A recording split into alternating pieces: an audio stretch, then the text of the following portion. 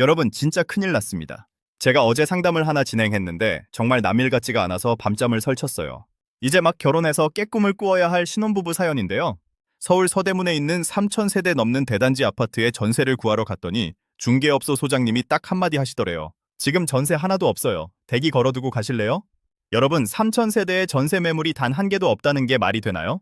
이건 단순한 품귀 현상이 아니라 시장이 멈춰버린 수준입니다. 근데 슬픈 건 이게 2026년 오늘 우리 신혼부부들이 매일같이 마주하는 진짜 현실이라는 거죠. 지금 전세 만기가 다가오거나 새로 집을 구해야 하는 분들, 오늘 영상 진짜 끝까지 보셔야 합니다.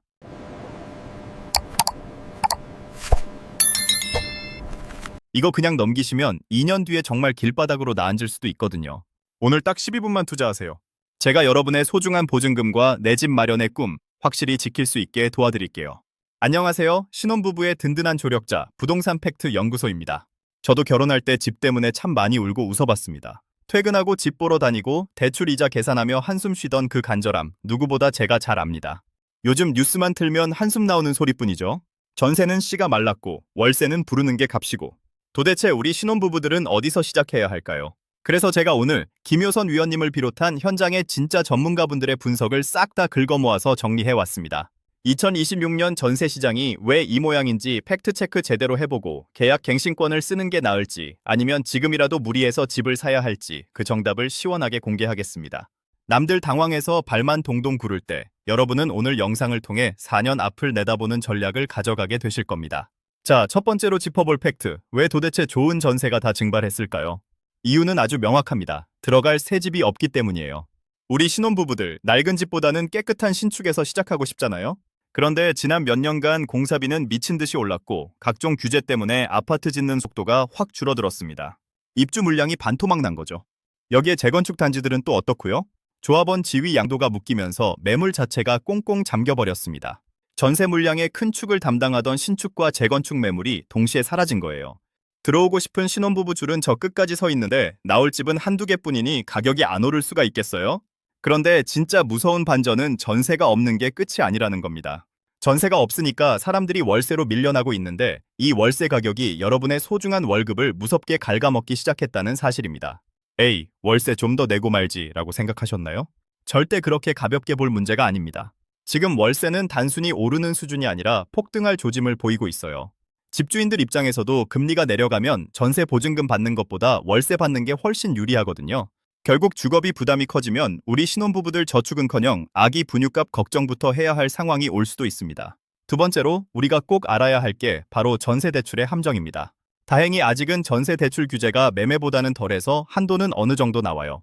하지만 문제는 양극화입니다. 매물 자체가 없으니까요. 이런 곳은 이제 집주인이 완전히 깝입니다. 전세금 2억 올려주세요. 싫으면 나가세요. 라고 해도 줄 서 있는 사람들이 수두룩합니다. 특히 빌라나 오피스텔 전세 사기 여파 때문에 아파트 선호도가 극단적으로 높아지면서 인기 있는 아파트 단지의 전세 가격은 천정부지로 치솟고 있습니다.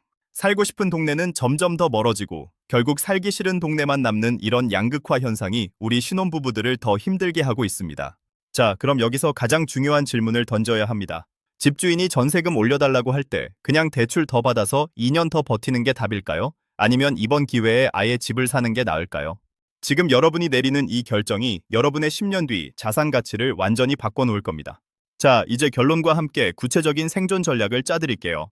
상황별로 딱딱 나눠서 말씀드릴 테니 본인에게 맞는 걸 잘 골라보세요. 첫 번째, 지금 전세에 살고 있고 당장 집 살 자금이 부족한 경우입니다.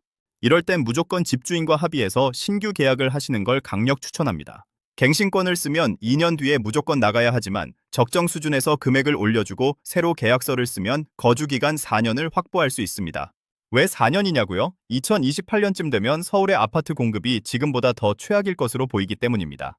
일단 4년이라는 시간을 벌어놓고 그 사이에 3기 신도시 청약을 노리거나 자금을 더 모아서 다음 기회를 잡아야 합니다. 2년 뒤에 쫓기듯 집을 구하는 것보다 훨씬 안정적인 전략이죠. 두 번째, 어느 정도 자산 규모가 되거나 부모님의 도움이라도 받을 수 있는 경우입니다. 저는 이런 분들께 지금이라도 매수를 진지하게 고민해보라고 말씀드리고 싶어요. 지금이 고점 아닐까? 나중에 떨어지면 어떡해? 이런 걱정 당연히 드시죠. 하지만 팩트를 보세요. 2030년까지 서울의 공급 부족은 해결되기 어렵습니다. 집값이 드라마틱하게 떨어지길 기다리는 동안 여러분이 내야 할 전세금과 월세, 그리고 그 스트레스를 계산해보세요. 전세금 올려줄 돈에 대출 좀 더 보태서 내 집 마련을 하는 게 장기적으로 보면 주거 안정은 물론 자산 형성 측면에서도 훨씬 현명한 선택이 될 수 있습니다. 오늘 내용 한번 정리해 볼까요? 2026년 전세 시장은 공급 절벽으로 인해 매우 불안정합니다. 선호 지역의 매물은 씨가 마를 것이고 월세 부담은 계속 커질 거예요. 우리 신혼부부들은 당장 눈앞의 이익만 보지 말고 신규 계약으로 4년의 거주권을 확보하거나 여력이 된다면 실거주 한 채를 마련하는 쪽으로 방향을 잡아야 합니다. 결혼하고 행복만 해야 할 시기에 집 문제 때문에 배우자와 다투고 부동산 어플 보며 밤잠 설치는 거 정말 마음 아픈 일입니다. 하지만 여러분, 팩트를 정확히 알면 당황하지 않고 답을 찾을 수 있습니다. 너무 불안해하지 마세요. 저희 부동산 팩트 연구소가 여러분 곁에서 계속해서 정확한 정보를 전해드릴게요. 오늘 영상이 우리 부부의 소중한 미래를 설계하는데 조금이라도 도움이 되셨다면 구독과 좋아요 꼭 부탁드립니다. 여러분의 클릭 한 번이 저에게는 큰 힘이 됩니다. 지금 여러분이 처한 구체적인 상황이나 고민이 있다면 댓글로 남겨주세요. 제가 하나하나 읽어보고 함께 고민해 드리겠습니다. 지금까지 여러분의 든든한 조력자 부동산 팩트 연구소였습니다.